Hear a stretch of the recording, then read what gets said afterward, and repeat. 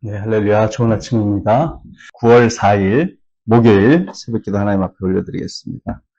기도드립니다. 하나님 아버지, 여호수아가 가나안 땅을 정복하여 들어간 이후 이제 다 늙어서 세상을 떠나기 직전에 나와 내 집은 오직 하나님만을 섬기겠다고 고백했던 것처럼 저희들도 하나님만을 섬기는 가정 만들고 또 많은 사람들로 하여금 하나님을 믿고 주 예수 그리스도를 통해서 영원한 생명을 얻도록 하는 일에 쓰임받는 인생 되기를 소망합니다. 오늘도 저희들을 사용하시고 영광받아 주시옵소서. 예수님 이름으로 기도합니다. 아멘. 주 기도문 올려드리겠습니다. 하늘에 계신 우리 아버지여, 이름이 거룩히 여김을 받으시오며 나라가 임하시오며 뜻이 하늘에서 이루어진 것 같이 땅에서도 이루어지이다. 오늘 우리에게 용할 양식을 주시옵고 우리가 우리에게 죄 지은 자를 사하여 준 것 같이 우리 죄를 사하여 주시옵고 우리를 시험에 들게 하지 마시옵고 다만 악에서 구하시옵소서. 나라와 권세와 영광이 아버지께 영원히 있사옵나이다. 아멘. 예. 오늘 찬양은 여러분들에게 굉장히 생소한 찬양일 거예요. 예, 이 찬양은 사실은 제가 아주 좋아하는 우리 저보다 3살 많은 형인데 충신대학교 신학과 같이 공부를 한 형입니다. 그분이 작사한 곡입니다. 그분이 작사한 곡이고 그 찬송가 공모전을 할 때 딱 장려상을 받았나? 그래가지고 찬송가에 편입이 됐어요. 얼마 안 됐습니다. 이게 찬송가에 들어간 지. 새로운 곡일 텐데 556장입니다. 556장 날마다 주님을 의지하는 이 찬양.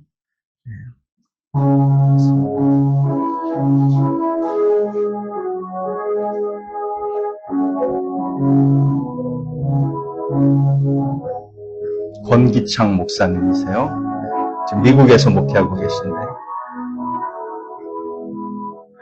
날마다 주님을 의지하는 우리 집 온 가족 복되어라.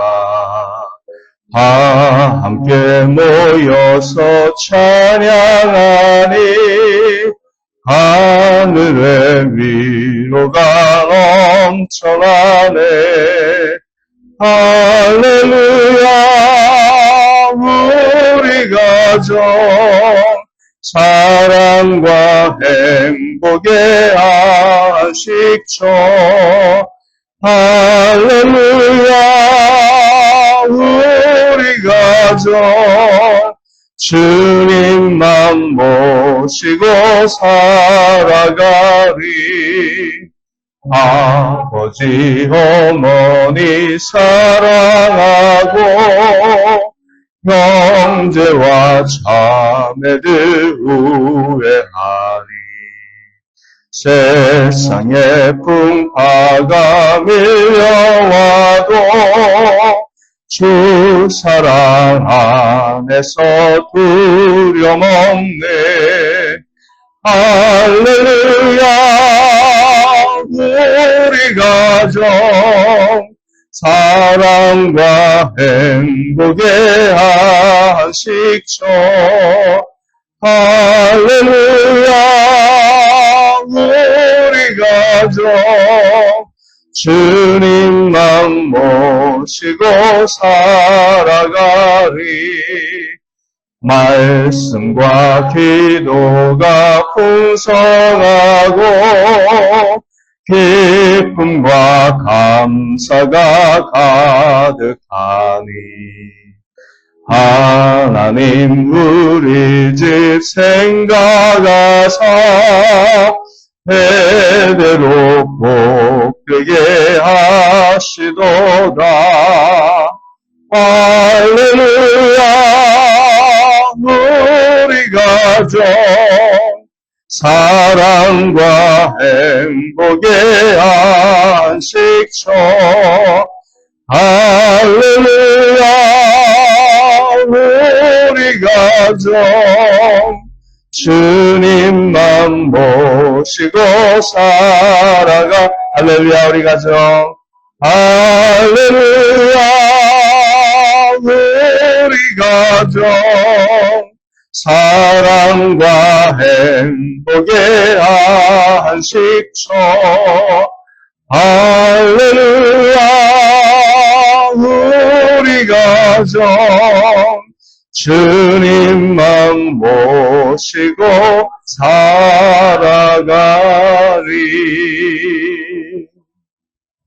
아멘. 이거 뭐 국거리 장단이라고 그러나요? 자, 우리 하나님 말씀 오늘 에베소서 4장 3절입니다. 에베소서 4장 3절 말씀.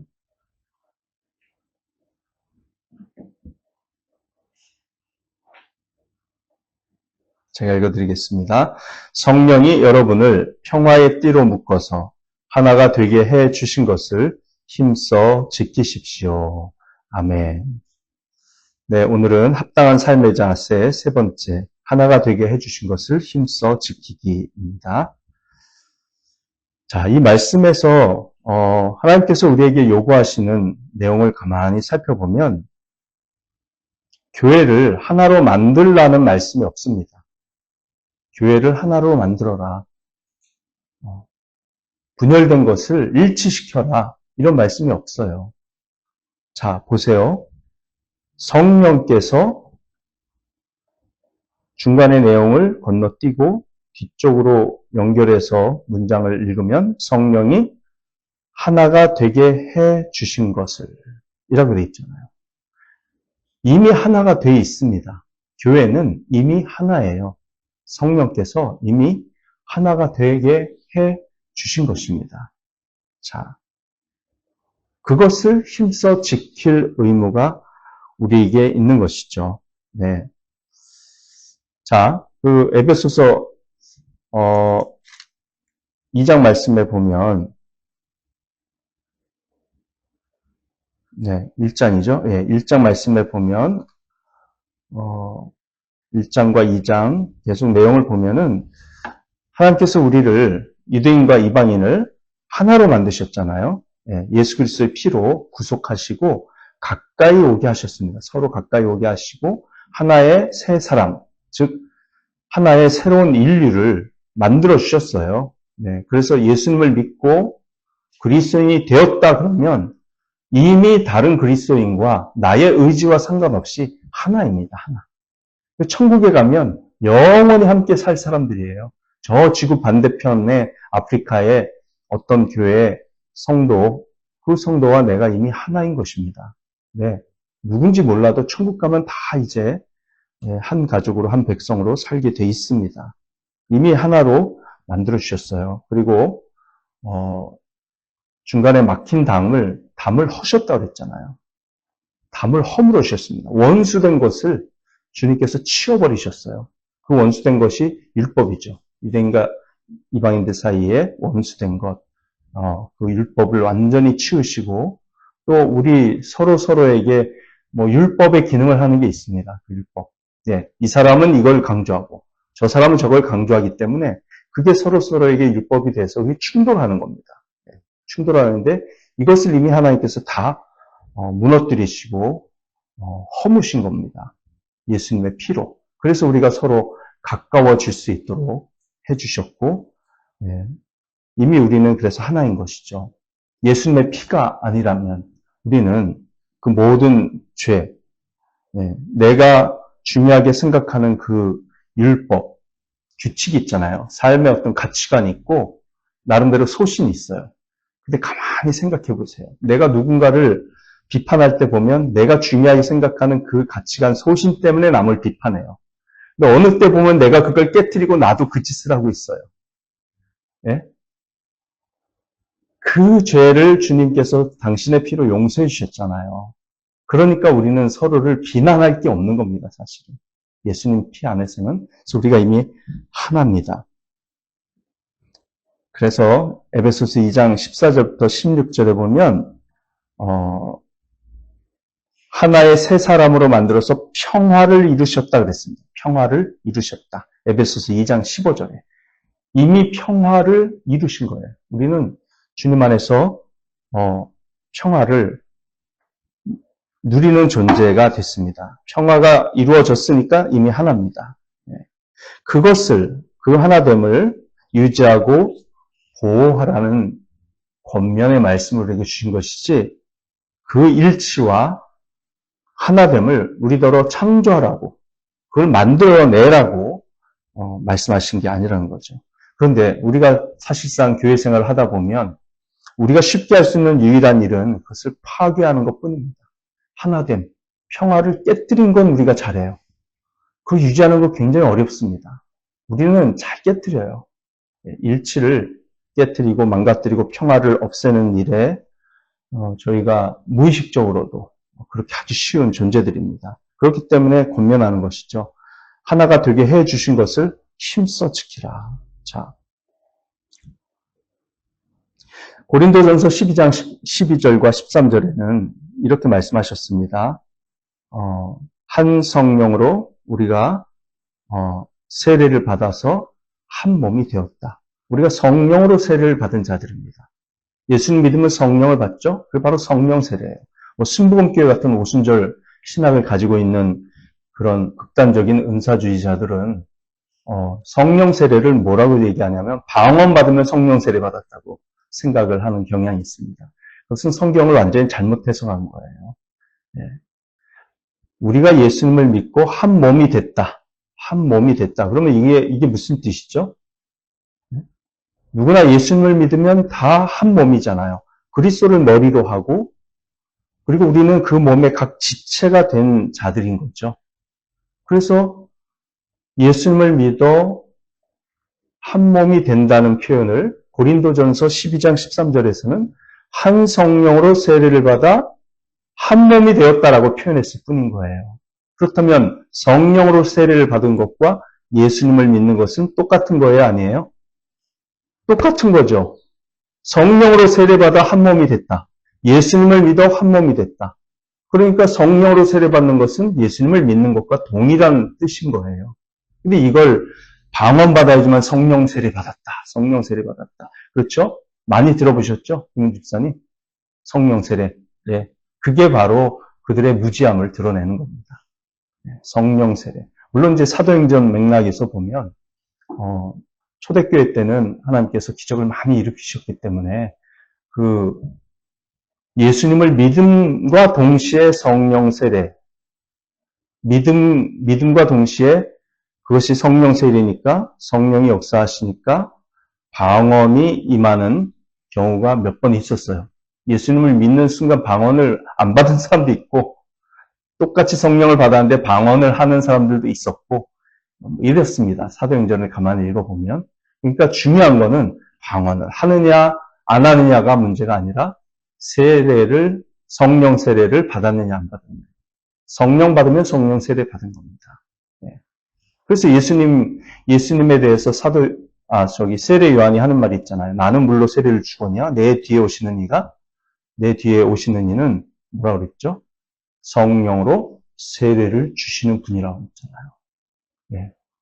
예수님께서 성령으로 세례를 주신 분이시죠. 그래서 우리가 동일한 성령을 받아서 하나가 됐습니다.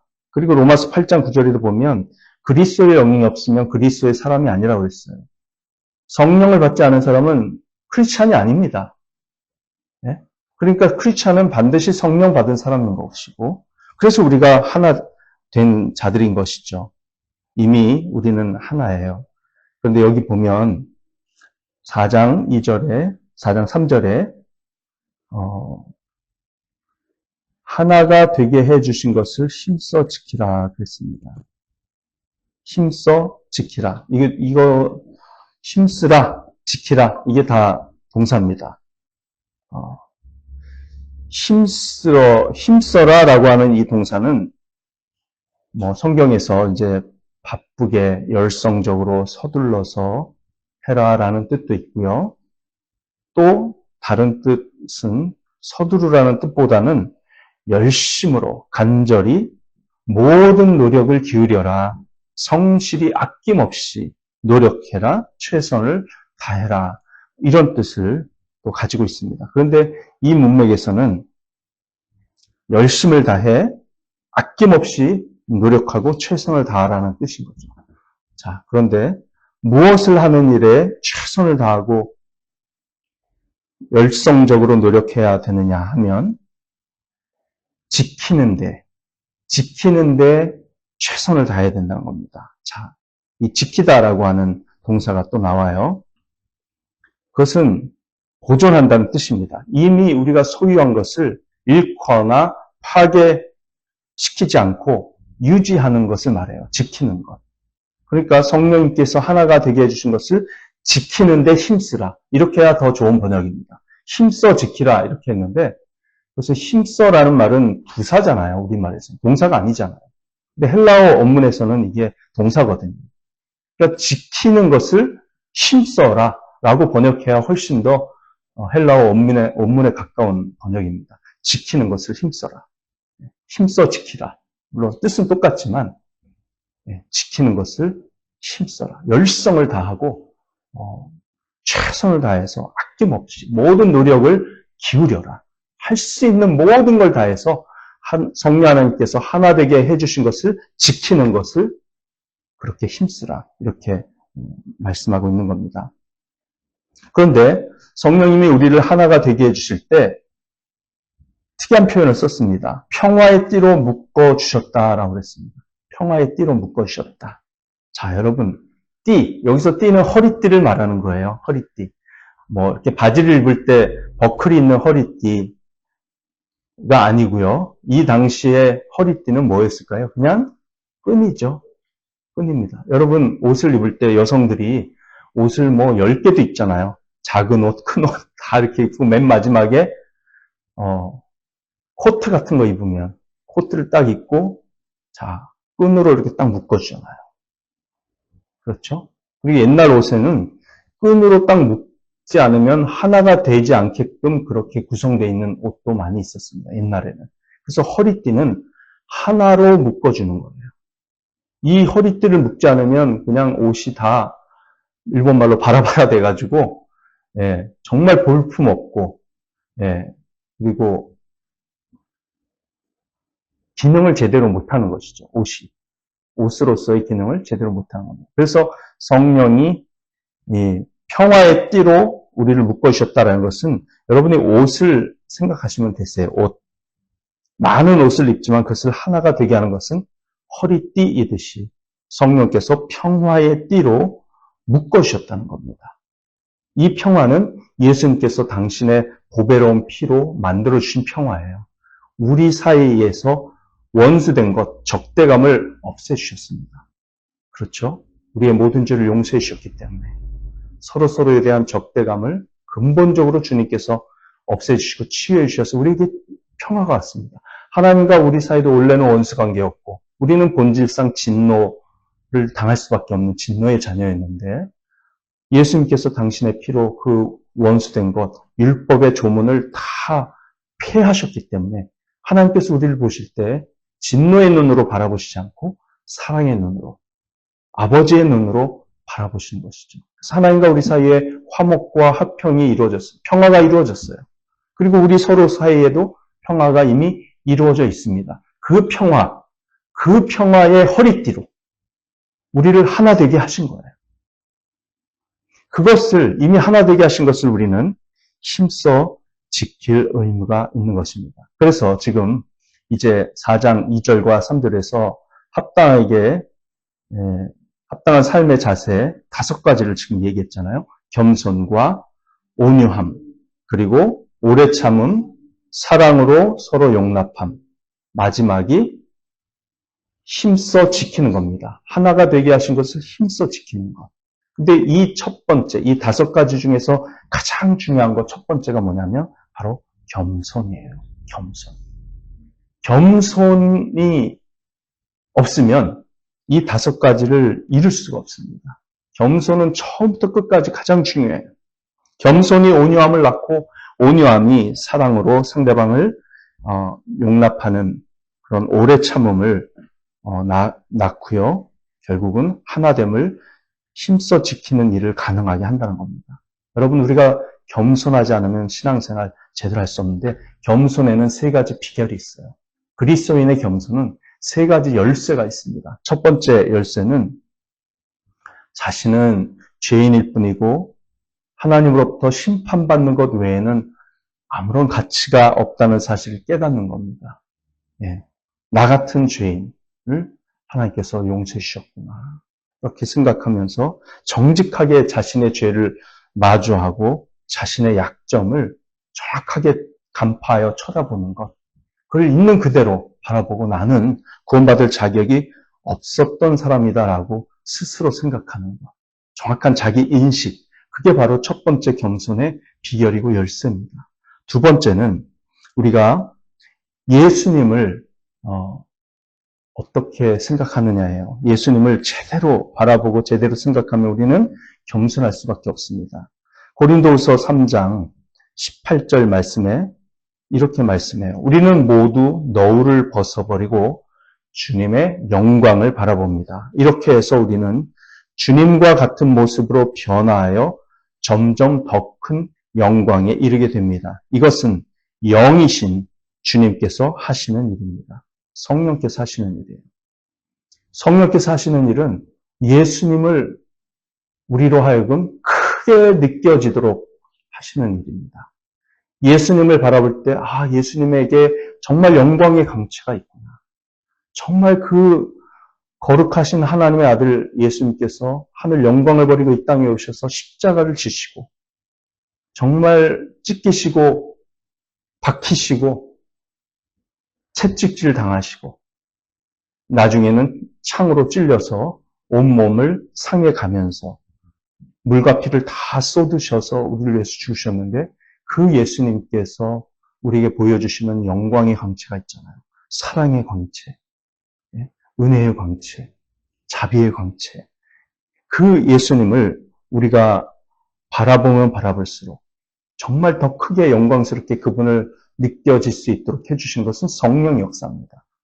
그리고 우리가 그 예수님을 귀히 여기고 그분을 사랑하면 사랑할수록 우리는 점점 주님과 같은 모습으로 변화되어 더 큰 영광에 우리도 도달하게 된다는 거죠. 그래서 이런 모든 은혜와 영광의 시작이 예수님이라는 것을 깊이 깨달은 그리스도인들은 겸손하지 않을 수가 없습니다. 예수님 앞에서 겸손하게 돼 있어요. 예수님을 제대로 바라보고 그분이 나를 하나님 앞으로 인도하시는 분이라는 걸 깊이 깨달으면 겸손해집니다. 마지막 세 번째로 하나님에 대한 인식입니다. 첫째는 자기 자신에 대한 인식, 두 번째는 예수님에 대한 인식, 세 번째는 하나님에 대한 인식입니다. 시편 8편 3절 4절 말씀에 이렇게 말씀합니다. 주님께서 손수 만드신 저 큰 하늘과 주님께서 친히 달아놓으신 저 달과 별들을 내가 봅니다. 사람이 무엇이기에 주님께서 이렇게까지 생각하여 주시며 사람의 아들이 무엇이기에 주님께서 이렇게까지 돌보아 주십니까? 여러분, 우리가 자연 만물을 보면 창조주 하나님의 그 오묘한 섭리와 그 광대하신 능력과 지혜를 알게 됐죠. 하늘에 떠 있는 달과 별들을 바라보면서 참 이 아름다운 자연을 오직 인간만이 그것을 아름답게 느끼고 그것을 시로 표현하고 노래로 표현하고 글로 적어낼 수 있고 말로 그것을 감탄할 수 있는 존재인데 동물은 그거 못하잖아요. 어떻게 인간을 이렇게 하나님께서 기쁘게 하시고 인간에게 이렇게 어마어마한 배려를 하셨을까? 이 광대하신 하나님께서 이 온 우주를 그냥 세팅으로 무대로 만드셔가지고 인간을 이렇게 기쁘게 해주시고 황홀하게 해주시고 감격하게 해주시는가? 그 광대하신 하나님이 정말 온 우주를 비교해보면 먼지만도 못한 작은 존재인 나를 위해서 이렇게까지 사랑해 주시고 배려해 주시다니 다윗이 이것을 깨달은 거예요. 그래서 시편 8편에서 다윗은 사람이 무엇이기에 주님께서 이렇게까지 생각하여 주시는가 이렇게 노래를 했어요. 하나님에 대한 인식이 우리를 겸손하게 합니다. 내가 무엇이간데 도대체 내가 무엇이기에 주님께서 이렇게 나를 사랑하시는가? 자연 만물로 사랑해 주시고 예수 그리스도로 사랑해 주시고 나의 죄에도 불구하고 자녀로 삼아 주시고 그것이 바로 겸손의 세 가지 비결이고 열쇠입니다. 그런데 이 세 가지를 깨닫지 못하는 사람들이 있어요. 그런 사람들한테는 하나님께서 좀 밀어붙이십니다. 밀어붙여서 겸손하게 하십니다. 그 밀어붙이신 게 뭐냐면 몇 가지 방법을 사용하시는데 고린도후서 12장에서는 사도 바울은 자신에게 육체의 가시를 주셨다고 했어요. 겸손하게 하려고, 자고하지 않게 하려고, 스스로 교만해지지 않도록 하기 위해서 육체의 가시를 주셨다고 바울은 고백을 했습니다. 육체의 가시. 질병을 통해서 우리를 낮추시기도 하세요. 또 하나님께서 어떤 방법을 쓰시냐면 우리의 삶에 끊임없이 귀찮게 하는 뭔가를 두실 때가 있습니다. 마치 내 스스로 힘으로는 결코 넘을 수 없는 장애물처럼 말이죠. 네. 그래서 끊임없이 내가 매일매일 마주해야 하는 현실 속에서 나는 이것을 해결할 수 있는 존재가 못 되는구나. 이것을 반복적으로 느끼게 함으로써 그것을 극복할 수 없는 자신의 무기력함, 나약함을 느끼게 하심으로써 우리를 겸손하게 하신다는 것이죠. 그래서 여러분, 때로는 육체의 가시인 질병, 또 매일 마주해야 되는 정말 넘을 수 없는 그 현실적인 문제, 그것이 우리를 겸손하게 한다면 그것도 우린 감사해야 되고 그것에 대해서 우리는 하나님께 고마워해야 합니다. 왜냐하면 겸손이 우리 그리스도인이 이룰 수 있는 최고의 정상에 있는 덕목인데 그것을 이루도록 그 고난과 질병이 쓰임을 받는다면 정말 감사해야 될 일이죠. 그건 돈으로도 살 수 없는 것이 겸손인데 그것을 하나님께 주십니다. 이 겸손이야말로 우리가 신앙생활 하는 데 있어서 가장 첫 번째고 마지막까지 중요한 것이고요. 그리고 우리가 도달할 수 있는 최고의 덕목이라는 것을 생각한다면 정말 우리는 겸손을 위해서 기도해야 되겠고요. 내가 고난 때문에 육체의 질병 때문에 또 해결할 수 없는 문제 때문에 내가 겸손해지고 있다면 그것은 정말 좋은 일입니다. 그런데 그런 고난과 육체의 질병 속에서 겸손해지기는커녕 불평하고 원망하고 아주 그냥 독이 생겨가지고 아주 독해지고 악해지고 더 그냥 하나님 도대체 나한테 왜 그러세요? 나한테만. 막 이렇게 그냥 하나님을 향해서 삿대질하는 사람들도 있잖아요. 네, 우리도 한 번은 그럴 수 있지만 그걸 꺾어야죠. 네, 예수님께서 십자가에 죽으실 때 우리를 위해서 해주신 일을 생각하면 우리가 어떻게 계속 하나님한테 그렇게 고개를 쳐들고 그렇게 말할 수 있겠습니까?